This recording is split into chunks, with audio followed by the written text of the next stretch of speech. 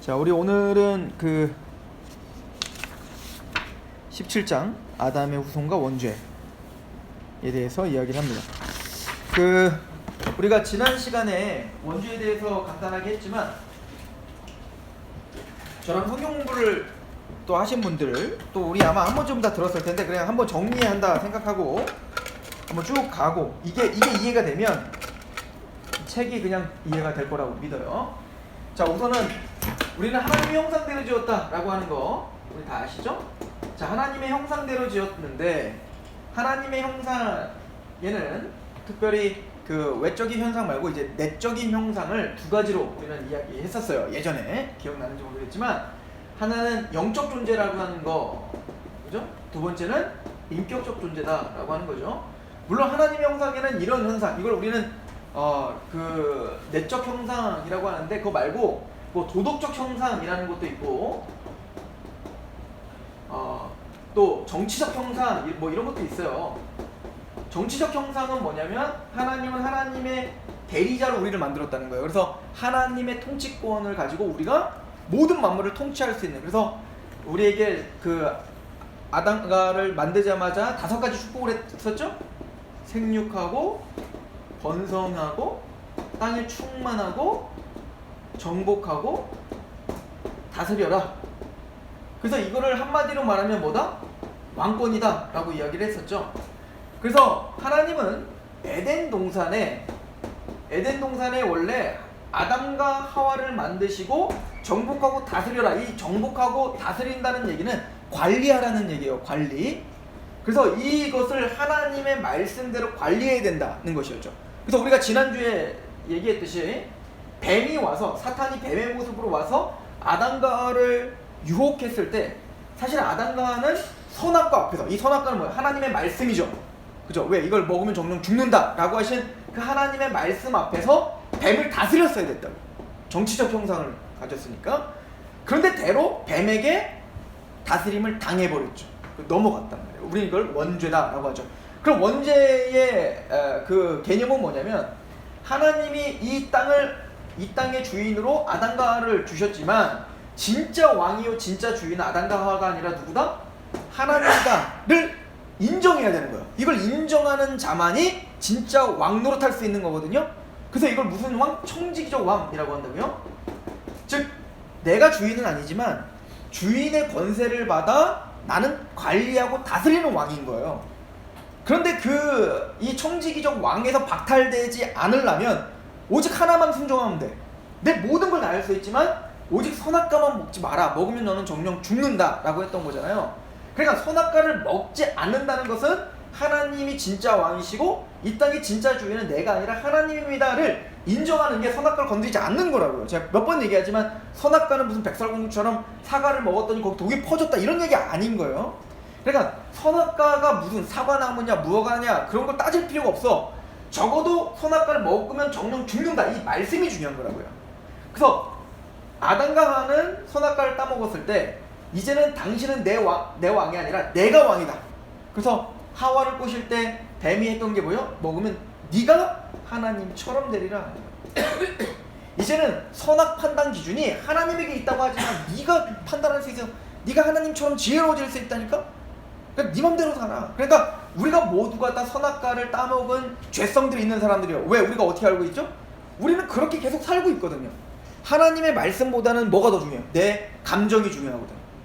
하나님이 예배를 드려 라고 말하지만 우리는 예배보다 지금 노는 게 더 좋은 사람들이야. 왜? 그게 내가 원하니까. 하나님이 뭐라고 하든 그건 내 마음이니까. 그러니까 내가 좋은 게 곧 진리야. 이걸 우리는 포스트 모던이라고 하는데, 이 포스트 모던주의가 뭐죠? 이제는 어떤 우리를 얽어매고 있는 어떤 절대 진리라는 거 없다는 거야. 그걸 우리는 진리 파편화라고 하는데, 이제는 내가 좋은 게 곧 진리지, 그러니까 어떤 누구도 옳다 그르다를 정할 수 없다는 거야. 그러니까 우리는 그 시대를 살고 있는 거예요. 그러니까 오늘날은 이게 더 심해졌죠. 내가 왕인 거예요. 그 대표적인 게 뭐냐면, 옛날에는 TV를 틀면 3가지밖에 없었어요. KBS, MBC, SBS, 그죠? EBS까지. 자, 그런데 요즘은 달라요. 내가 보고 싶은 거 보겠다는 거예요. 그러니까 500가지가 넘어. 내가 보고 싶은 거 나는 하루 종일 골프만 보고, 난 골프만 보겠다 이거야. 그게 사람들의 취향인 거야. 그러니까 이 케이블 방송이 저격한 거죠. 그 어떤 심리를 저격한 거죠. 그러니까 우리는 모두가 다 그런 사람들인 거죠. 내 감정이 중요하고 내 판단이 중요하지 이거죠.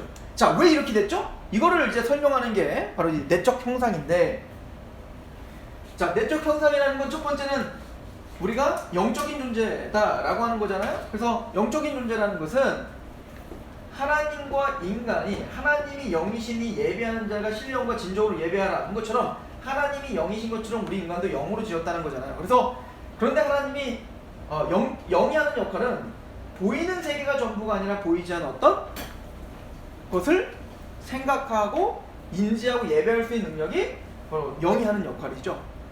자, 그래서 하나님과 원래 인간은 영적으로 연합이 되어 하나님을, 이게 온전히 돌아가면 인격이 온전히 돌아가죠. 첫 번째 뭐라고요? 하나님을 알아요. 하나님을 100% 알았겠죠. 아담이는 딱 창조되자마자 하나님이 누구고 하나님이 어떤 분인지 그냥 알았을 거 아니에요. 자, 그리고 하나님을 아니까 하나님을 어떻게 한다? 하나님을 사랑할 수밖에 없었다는 거예요. 하나님을 지극히 사랑하죠. 그 마음을 다하고 뜻을 다하고 목숨을 다하여 하나님을 사랑할 수밖에 없죠. 그 사랑을 우리는 뭐라고 하냐면 예배라고 하는 거예요. 그죠? 그래서 그 하나님을 사랑하니까 우리도 누군가 사랑하면 어때요? 의지는 하나님의 말씀에 100% 순종하겠죠. 이게 하나님의 온전한 형상이었다고요. 하나님과 인간이 영적으로 연합된 상태에서 그 영이 있으니까 하나님을 알고 하나님을 사랑하고 하나님 말씀대로 따라 사는 거. 이게 원래 하나님의 형상, 제대로 된 형상. 그러니까 아담과 하와는 우리처럼 지금 뭐 예배를 드리고 무슨 찬송을 부르고 이런 게 없어도 그냥 에덴 동산에서 걷는 게 예배였고 말하는 게 예배였고 그냥 모든 일하는 게 예배였단 말이죠. 그죠? 이게 온전한 하나님의 형상의 모습이었는데, 우리가 이제 지난 시간에 다 배운 것처럼 죄가 들어옴으로 죄가 하나님과 인간 사이를 갈라놓게 됐죠. 그죠? 이걸 다른 말로 말하면 사탄이 하나님과 인간 사이를 갈라놓은 거예요. 그래서 이거는 예를 들어서 로마서 1장 18절 같은 경우에 불의가 진리를 가로막고 있다 이렇게 표현하고 있고, 사탄 고린도후서 14장 4절에 이 세상 신이 하나님의 진리를 믿지 않는 자들을 혼미하게 하여 하나님의 복음의 광채가 비치지 못하게 한다. 그러니까 하나님과 인간이 영적으로 돼서 끊어져 버렸잖아요. 막혔죠? 이걸 우리는 죽음이라고 말합니다. 영적 죽음의 상태다. 영적으로 끊어져 버리니까 어때요? 하나님을 모르게 되고 하나님을 사랑할 수가 없고, 그런데 우리는 누군가를 사랑한다니까? 우리는 누군가를 사랑하게 돼 있어. 시스템이 있다고, 시스템. 우리가 이미 앞에서 배웠듯이 노아 방주 이후에도 타락한 인간들인데도 살인을 하는 것은 절대 하는 용납 못한다라고 했어요. 왜요? 하나님의 형상이기 때문이라. 그러니까 우리에게 하나님의 형상이라고 하는 건 남아있는데 그 내용이 완전 바뀐 거예요. 왜곡되고 고장났다고 했잖아요. 그러니까 지식이라고 하는 하나님 형상은 있다니까? 그런데 그 지식에 내용이 없어. 내용이 이제 누구만 알아? 하나님 모르고 나만 하는 거야, 나만. 그러니까 어때요? 누군가를 사랑해야 되는 그 감정은 있는데 하나님을 사랑하자고 이제 누굴 사랑할 거야? 나만 사랑해, 나. 그러니까 이기적이게 됐죠? 그러니까 이 의지는 어때요? 하나님의 말씀대로 순종하는 게 아니라 하나님도 모르는데 어떻게 말씀대로 순종해? 내 마음대로 살죠. 그러다 보니까 이걸 우리는 뭐라고 하냐면 원죄라고 한다고요. 원죄. 다른 말로 죄성이라고 한다고요. 다른 말로 말하면 우리가 감기에 걸려. 그럼 감기에 걸리면 콧물 나고 열도 나고 기침도 나. 근데 기침 난다고 감기가 아니에요. 감기는 눈에 보이질 않아. 그 감기 바이러스가 우리를 힘들게 해서 드러나는 열매일 뿐이죠. 그러니까 우리가 탐욕스럽고 싸움이 나고 시기하고 질투하고 거짓말하고 이거는 꼭 그 기침과 콧물처럼 드러나는 현상들인 거예요. 근데 그 기침이 나고 콧물이 나게 하는 감기 바이러스가 있는 것처럼 바로 이런 죄성, 이런 죄성을 이 이기적인 욕망, 이걸 우리는 정욕이라고 하죠. 이런 죄성을 우리는 뭐예요? 죄성이라고 하고 이걸 감기 바이러스와 같은 거예요. 그래서 이 죄성 때문에 밖으로 돌출되는 걸 우리는 뭐라고 하냐면 뭐 거짓말, 탐심, 우상숭배, 이 모든 것들이 바로 우린 자범죄를 표현하는 거예요. 그러니까 이 원죄 때문에 우리는 자범죄를 저지를 수밖에 없는 거죠. 그래서 우리가 그 에베소 4장을 우리가 한번 읽어봤죠? 그죠? 한번 보세요. 자, 이거를 오늘 아는 것이 중요합니다. 우리가 여러분들이 이미 다 알고 있겠지만 한번 정리하고 가는 거예요. 자, 에베소서 4장 17절. 로이존스 목사님이 여기도 이 구절을 찾긴 했어요. 17절만 같이 한번 읽어봅시다. 시작. 그러므로 내가 이것을 말하며 주 안에서 주문하노니 이제부터 너희는 이방인이 그 마음에 허망한 것을 행하지. 마음이 허망해졌어. 그 허망하다는 말이 뭘까? 꼭 창조되기 전에 이 모든 땅이 혼돈과 공허해진 것처럼 우리가 원래 어땠다? 공허하다. 허망하다. 왜? 어떤 상태인데? 자, 18절 시작. 그들의 총명이 어두워지고 그들 가운데 무지함. 첫 번째 뭐요? 지식이 부서졌죠. 하나님과 영적으로 죽어있는 상태니까 뭐요? 지식이 부서져. 총명이 어두워지고 무지해졌어. 하나님에 대한 지식이 없어요. 영적인 지식이 없다고요. 그러니까 그 마음은 어떻게 됐어요? 자, 한번 읽어볼까요? 총명이 어두워지고 그들의 무지함으로 그들의 마음이 어떻게 됐다? 굳어졌다. 하나님이 계셔. 어디 있어? 그런 게 어디 있어? 됐어. 너나 믿어. 이게 뭐죠? 마음이 굳어진 거예요. 하나님에 대한 사랑이 없습니다. 하나님에 대한 경외심도 없습니다. 이 상태를 뭐라고요? 하나님의 생명에서 떠났다. 이 죽음이라. 살아있으나 죽어있는 상태. 이걸 영적 죽음이라고 합니다. 그래서 우리가 구원받는 걸 뭐라고 표현해요? 거듭난다 라고 표현하잖아요. 이게 무슨 얘기죠? 이 죽어있는 영이 다시 살아나는 걸 거듭나는 거라고 말해요. 그럼 반대로 살아나는 건 뭘까? 하나님을 다시 알게 되는 거죠. 그리고 하나님을 알아서 그 감정은 하나님을 지극히 사랑하게 되는 거예요. 이게 거듭난 사람의 특징인 거예요. 그래서 구약 성경에는 거듭남, 마음의 할례를 뭐라고 표현하냐면 마음을 다하고 뜻을 다하고 목숨을 다하여 주 하나님을 사랑하라. 이게 구원받은 자의 열매라는 거예요. 왜? 이게 거듭난 자의 특징이야. 그럼 거듭나지 않은 사람의 특징은 하나님을 마음을 다하고 뜻을 다하고 목숨을 다하여 하나님이 아니라 돈을 사랑하고 내 애인을 사랑하고 내 자녀를 사랑하고 하나님이 아닌 다른 것을 마음을 다해 사랑하는 거. 이거는 뭐야? 죽어있는 상태인 거죠. 그걸 우리는 우상숭배라고 하는 거예요. 자, 보세요. 하나님을 알고 하나님을 사랑하니까 의지는 어떨까요? 의지. 이제 하나님 말씀대로 순종할 수 없고 19절 시작. 그들이 감각 없는 자가 되어 자신을 방탕에 방임하여 모든 더러운 것을 어떻게 해낸다? 욕심대로. 이제 이기적인 존재가 됐다. 이제 내 맘대로 살아. 하나님의 말씀 귀뚱도 안 들리지. 왜? 하나님 모르니까. 하나님의 심판 웃기고 자빠졌네. 왜죠? 그 심판을 우린 모르니까 그러는 거예요. 아니 지식적으로는 알아도 그게 정말이라고 느껴지질 않는 거예요. 성경을 뭐라고 하냐면 스스로 지혜롭다 하나 우준하게 됐다. 그리고 이걸 뭐라고요? 허물과 죄로 죽어있다. 다른 말로 뭐라고요? 허망하여졌다. 이렇게 표현합니다. 그래서 예레미야서 17장 9절에 이렇게 써있어요. 만물보다 심히 부패한 것이 사람의 마음이라. 그러나 누가 이를 알려면 아무도 모른다. 이게 우리가 얼마나 부패하고 우리가 얼마나 지금 무지한 가운데 있는지 아무도 모른다. 자, 이걸 뭐라고 하냐면 지금 이 상태 난 쓰거든. 지금 이 상태를 뭐라고 하냐면 죄의 오염. 이게 뭐라고요? 죄의 오염이에요. 아담이 타락한 이후에 우리는 뭐야? 오염된 거야. 어떻게 오염된 거죠? 이제는 하나님을 알지 못하고 나를 사랑하고 그리고 뭐야? 이기적인 욕망한 가운데 사는 존재가 된 거. 이게 오염된 거. 그래서 이 죄의 오염은 왜 그 하나님의 율법이 있는데 하나님의 율법을 하나도 지킬 수 없게 만들어버린 거예요. 그러니까 우리는 이런 죄의 오염, 이기적인 욕망함으로 사로잡혀 살고 있는 우리이기 때문에 하나님의 율법을 한 톨이라도 우리는 지킬 수가 없어요. 예를 들어 십계명도 한번 보면 십계명이 쉬운 것 같지만 십계명 외우는 건 쉬워도 지키는 건 어려운 거예요. 어려운 게 아니라 불가능한 거예요. 그죠? 봐봐요. 1계명 뭐였죠? 나 외에 다른 신을 두지 말라. 나 불교 안 다니는데? 그게 우상숭배가 딱 끝이 아니야. 골로새서에 봤더니 탐심이 우상숭배예요. 우리 탐심 안 가진 적이 어디 있어? 그죠? 우리 끊임없이 탐심 가운데 사는데 나중에 차 사봐요. 와, 차 사. 처음 사니까 소형차다. 너무 좋다. 한 2년 타봐.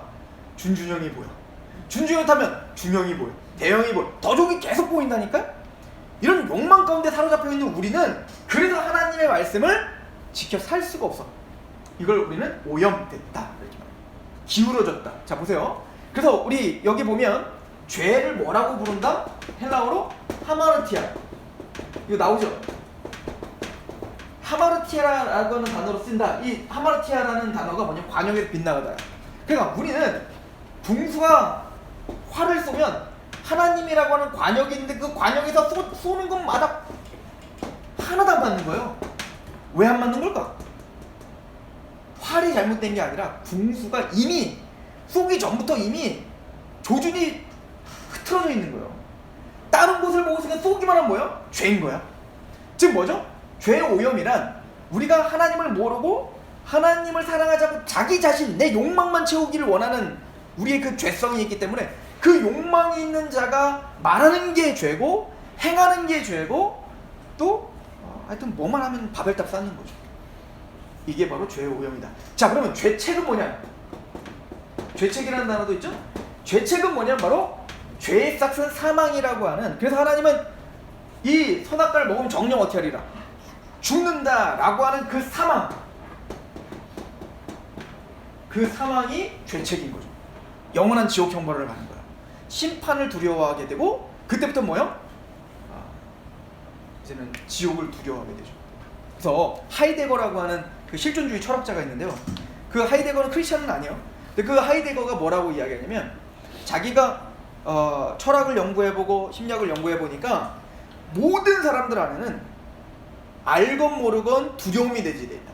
모든 사람은 두려움을 갖고 산다. 그렇죠? 근데 그 두려움의 근거를 찾는 게 이 사람의 평생의 숙제였던 거예요. 도대체 왜 두려움이 있을까, 사람은? 그 두려움의 근거가 뭘까? 근데 그 근거를 찾았더니 죽음이더라.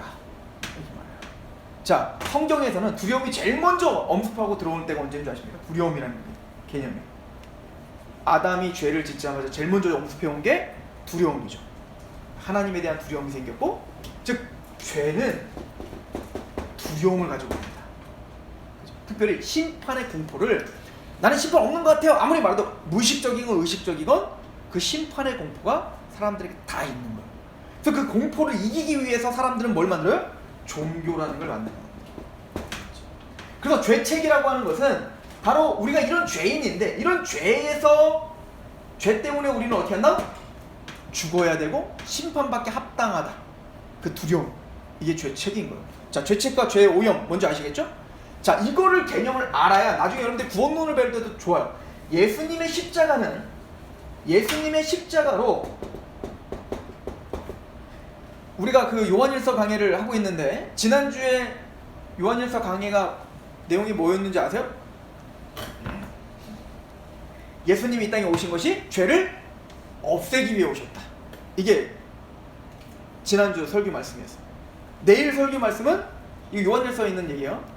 예수님이 이 땅에 오시면 마귀의 일을 멸하러 오셨다. 이 두 가지가 다 똑같은 얘기인 거예요. 자, 봐봐요. 죄의 일을 멸하러 오셨다. 없애기 위해 오셨다. 첫 번째, 예수님이 십자가에서 우리 죄를 어떻게 하셨어요? 없애셨죠. 그죠? 그런데 죄의 일을 멸하러 오실 때는 첫 번째는 죄 사함만 이야기하는 게 아니라, 여러분들 죄 사함 받아도 여러분들 안에 죄 없어요 이제? 있죠? 죄 사할 뿐만 아니라 죄의 세력에게서도 완전히 없애기 위해 이 땅에 오신 거예요. 그러니까 우리가 죄 사함 받았다는 건 시작이야. 그 다음부터 우리에게 이제 뭐가 계속 이루어져야 돼요? 죄의 세력을 멸해야 되는 거예요. 이걸 죄 사함 받았다는 걸 우리는 칭이라고 하고, 계속 죄의 세력에서 없어지는 걸 소모하라고 하는 거예요. 자, 그런 것처럼 우리의 예수님을 믿을 때 우리는 죄책에서 완전히 해방됩니다. 죄책이 뭐죠? 예수님을 믿으면 우리는 심판을 받지 않고 사망에서 생명으로 옮겨질 거예요. 이미 우리는 의인이야. 예수님을 진짜 믿는다면 여러분들 지옥 갈 이유가 없어. 왜? 이미 사망은 패해졌기 때문에. 죄책이 없어졌어요. 그러나 죄의 오염은 여전히 있지. 그래서 예수님은 근데 우리의 죄책만 없애주시기 원하실까? 아니면 우리의 구원이 죄의 오염까지도 없애시길 원하실까? 죄의 오염도 없애시길 원하시겠죠. 그런데 우리가 죄의 오염을 완전히 없애야 너희가 구원받아 이러면 구원받을 수 있는 사람이 아무도 없죠. 그래서 하나님은 죄책을 먼저 제거해 주시고, 그래서 더 이상 구원에서 떨어지지 않게 해주시고 안전장치를 치해주시고, 그리고 이제는 살살 어떻게 하는 거예요? 우리를 죄의 오염도 살살 없어요. 씻어주는 거예요. 이걸 성화라고요. 그리고 이건 근데 이 땅에서 완전히 죄의 오염에서 완전히 우리가 해방될까요? 못할까요? 안 되죠. 언제 끝날까요? 예수님의 재림 때 온전한 성화가 이루어집니다. 이 죄가 완전히 사라진 거예요. 죄의 세력에게서. 이해가죠. 그래서 우리가 죄책과 죄의 오염을 구분해서 잘 설명할 수 있어야 되고, 그러니까 우리는 단순히 구원받은 것이 죄책에서만 해방되는 게 아니라 어디까지? 죄. 그러니까 우리는 끊임없이 지금도 죄와 싸워야 되는 거예요. 진짜 구원받은 사람. 그런 이유로 죄책과 죄의 오염을 설명하고, 또 이제 우리가 여기서 알아봐야 되는 것은 그럼 이 죄가 어떻게 우리에게 유전됐냐, 원죄가 우리에게 유전됐냐라고 할 때 두 가지 개념이 있다고 했죠? 부사님이. 자, 첫 번째는 뭐예요? 뭐 실제론, 실제론이라고까지 얘기하는지 모르겠는데, 자, 실제론이라는 게 있고, 하나는 대표 언양론 뭐야? 언양론? 자, 아무튼 내용은 그래요. 실제로는 뭐냐면, 자 보세요. 원죄가 어떻게 대물되는가를 설명할 때 카톨릭의 개념은 뭐냐면, 인간의 육체를 통해서 원죄가 유전된다고 생각해요. 자, 예를 들어서 정혁이의 아들이 태어날 때, 왜 정혁이의 아들은 태어나자마자 죄인으로 태어나죠? 정혁이의 죄가 대물리는다고 생각하는 거지. 자, 그렇게 되면 어떻게 되는 걸까? 그러면 아담부터 지금까지 대물림되는 죄들은 더 눈덩이처럼 불어나야 될 거 아니야? 그러진 않는다고. 그죠? 자, 그래서 우리는 그런 죄 유전론은 우리가 받아들이진 않아요. 그럼 여러 가지 문제가 많이 생겨요. 자, 그래서 우리가 받아들이는 건 두 가지인데, 첫 번째는 실제론인데, 이건 뭐냐면 우리가 언제 타락했을까? 자, 현근이가 언제 타락했을까? 이건데, 우리는 모두가 다 아담이 타락했을 때 우리도 그 허리에서 같이 타락했다. 한꺼번에 다 같이 타락했다. 이거예요. 근데 이게 성경적 개념이에요. 그래서 히브리서에 보면 멜기세덱이라고 하는 이제 제사장이 나오는데, 이제 원래는 이제 제사장 지파는 레위 지파에서만 제사장 될 수 있거든요. 12지파 중에. 근데 예수님은 레위 지파가 아니라 어디 지파인 줄 아세요? 유다 지파예요. 그러니까 제사장들이 보기에는, 우리가 개념은 뭐야? 교리가, 기독교 교리가 예수님은 우리의 대제사장이다 이거잖아요. 그러니까 레위 지파가 보기에는 뭐야? 야, 예수가 어떻게 제사장이 될 수 있어? 유다 지파인데, 레위 지파도 아닌데, 이렇게 자꾸 딴지를 거는 거야. 그러니까 히브리 기자는, 그래 임마, 예수님 레위 지파 아니야. 왜냐? 니들의 제사장과는 구별되는 더 독특하고 영광스럽고 더 크신 제사장이기 때문에 그래. 우리 예수님이 너희 같은 제사장인 줄 알아? 니들은 죄 지으면 맨날 와고 맨날 제사 지르면 그 다음부터 또 죄 지으면 또 어떻게 돼? 또 제사 드려야 되지? 반복적으로. 그게 무슨 제사장이야?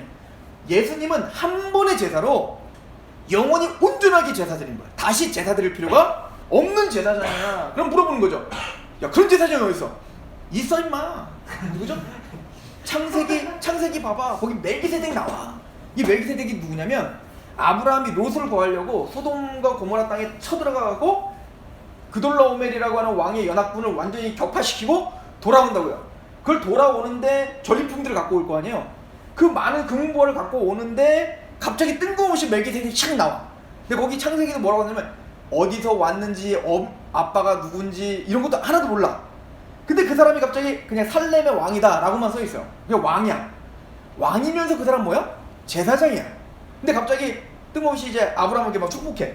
근데 아브라함이 어떻게 하냐면, 그 제사장에게 10분의 1을 껴서 멜기세덱에 주고 그 제사를 드려요. 그 얘기 뭐냐면, 아브라함은 멜기세덱을 제사장으로 인정한 거야, 안 한 거야? 인정하고 절한 거죠.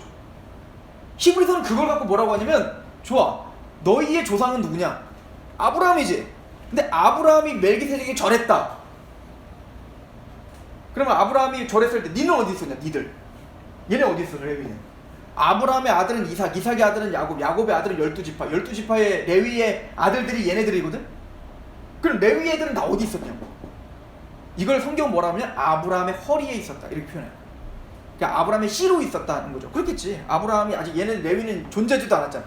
그러나 그들은 허리에 있었던 거야, 아브라함이. 그러니까 아브라함이 그 멜기세덱에게 절할 때 너희도 함께 어떻게 했다? 절한 거와 마찬가지다. 이게 원죄론을 이 원리로 설명하는 거야. 그러니까 우리가 언제 죄를 지은 거냐면, 아담이 선악과를 따먹었을 때 유민이 어디 있었어? 하와였나? 아담의 허리에 있었죠. 그러니까 아담이 따먹었을 때 우린 이미 그와 함께 따먹었다. 이게 실제론인 거야. 그래서 개혁주의에서는 이 개념을 강조합니다. 그런데 하나 더 있죠? 대표성이다. 꼭 이거와 같아요. 예를 들어서 왕정시대, 조선시대 때 뭐가 그렇게 중요해? 옥새가 중요해. 그죠? 예를 들어서 일본과 우리가 조약을 체결해. 조약을 체결할 때 국민들이 다 찬성해야 되니까 국민들이 와고 막 자기 막 지장 막 다 찍어.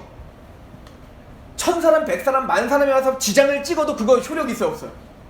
아무 소용없는 거야, 그거. 우리 막 전 국민 막 사인, 서명 그거 한다고 나라와 나라끼리 조약 냈는데 그게 효력이 있나요? 전혀 효력이 없다고. 그죠? 그냥 국민 여론 수용은 가능할지라도 누구의 사인이 중요한 거예요? 대통령의 사인이 중요하고 왕의 옥새가 중요한 거예요. 왜요? 그 왕은 누구를 대표하는 거예요? 전 국민을 대표하는 거기 때문에 그런 거죠. 마찬가지로 아담의 타락은 바로 그런 대표성, 언약을 띈 거다는 거예요. 근데 이게 어디서 나오죠? 이게 로마서 5장에 나오는 거예요. 한 사람의 범죄함으로 많은 사람이 죄인 된 것처럼 한 사람이 의로운 행위로 많은 사람이 의인됐다. 이 대표성은 바로 예수 그리스도를 설명하는 데 너무 중요한 교리인 거죠. 그래서 아담이 한 명 범죄함으로 우리가 다 죄인 됐잖아. 그 반대로 예수님의 십자가의 의로운 행동으로 그를 믿는 우리 모두가 다 어떻게 됐어요? 의인되죠. 그러니까 예수님의 십자가의 대표성을 안다면 아담의 대표성도 우리는 인정할 수밖에 없죠. 그래서 로이드 선목사님이 말한 것처럼 이 두 가지 중에 그럼 뭐를 선택해야 될까요? 두 가지 다 그 원죄를 설명하기 합당한 것들입니다. 이게 서로 보완해줘요. 그러므로 나도 내가 이렇게 썼던 거야. 나도 이렇게 생각해. 두 가지 다 맞다. 예, 생각이 드는 겁니다.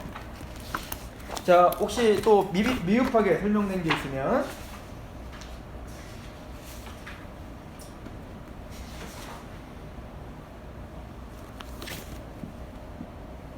다 설명됐네요. 그죠?